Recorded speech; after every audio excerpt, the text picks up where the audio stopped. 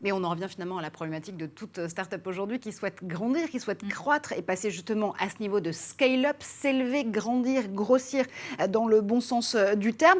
Et je crois que justement que le secteur de la tech n'est pas absent non plus de la pluie de milliards qui s'est littéralement abattue sur l'écosystème français. 2021, ça a aussi été une année record pour vous en matière d'investissement. Si je ne dis pas bêtise, ce sont 438 millions d'euros levés rien que l'année dernière. Les chiffres, c'est une chose, mais concrètement, ça se traduit de façon tangible comment? Ça veut dire que ces 438 millions d'euros levés, ils ont servi à développer combien de produits différents, à pouvoir créer combien d'emplois? C'est une très bonne question. C'est vrai que 438 millions, c'est une année incroyable pour la filière EdTech en France. Et pour rentrer un peu plus dans le chiffre, parce que ça ne veut rien dire, c'est 438 si on ne les détaille pas, c'est vrai que c'est quand même en majorité porté par les très grosses levées de 360 Learning, d'Open Classroom, et que le reste est un peu moins important. On a à peu près une trentaine de levées en France. Donc il suffit de faire le calcul ensuite pour estimer l'argent par levée. Guillaume Gralet a fait le calcul voilà, tout de suite. Et ce qui est intéressant, c'est que sur ces 438 millions de levées, on peut le mettre en comparaison avec le fait que la plupart, donc 60% des entreprises du secteur, disent avoir des difficultés à lever en amorçage et en série A, notamment sur le segment du scolaire.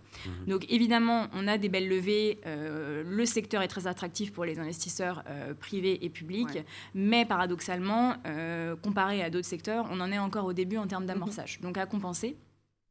Et surtout, si on regarde les fonds levés entre les hommes et les femmes, parce que c'est un KPI intéressant dans ce secteur-là, parce que la fonction enseignante est majoritairement féminine en France, on le sait.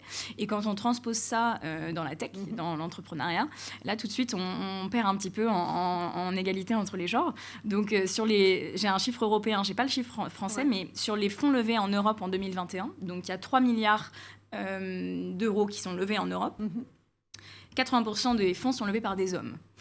Donc ça veut dire que 20% sont levés par des femmes. Donc c'est pas énorme, c'est pas conséquent. Je pense que c'est à mettre en lumière avec ce chiffre des 438 pour le relativiser un petit peu.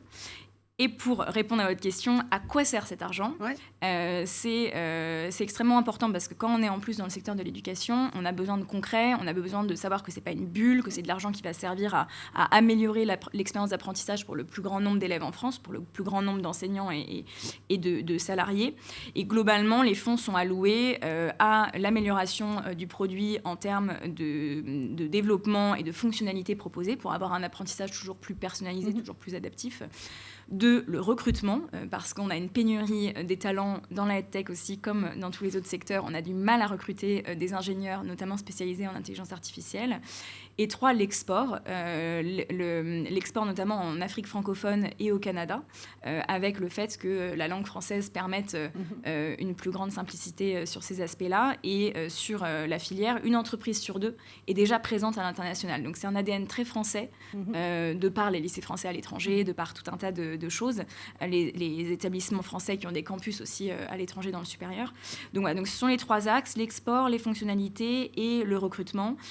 Et ce sont des levées qui sont raisonnées, qui sont soutenues par des fonds à impact qui regardent, notamment dans les critères d'impact, le volume d'apprenants touchés. Donc ce sont des levées qui sont peut-être plus rationnelles que dans d'autres secteurs, mais après je prêche pour ma paroisse. Donc